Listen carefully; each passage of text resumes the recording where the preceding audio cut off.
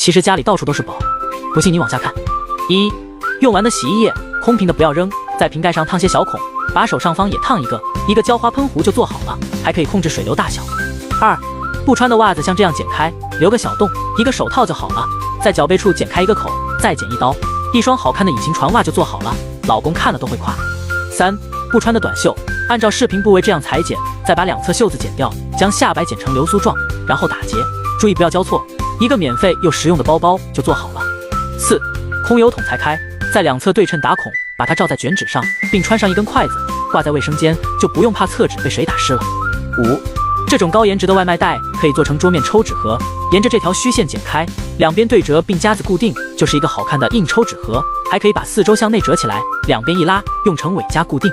抽纸盒瞬间换种款式。6. 用完的油壶不要扔，按视频部位画好线，沿线裁剪，就是2个簸箕，找根棍子固定在上面，这样一个不花钱又牢固的簸箕就做好了。7.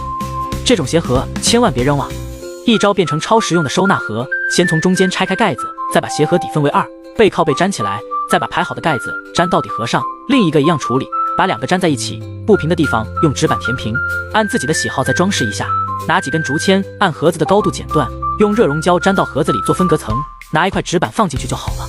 可以用来放书本，也可以当笔筒用，还可以竖起来收纳，颜值也很高，装小零食也很不错。关注我，学习更多小妙招。快手，拥抱每一种生活。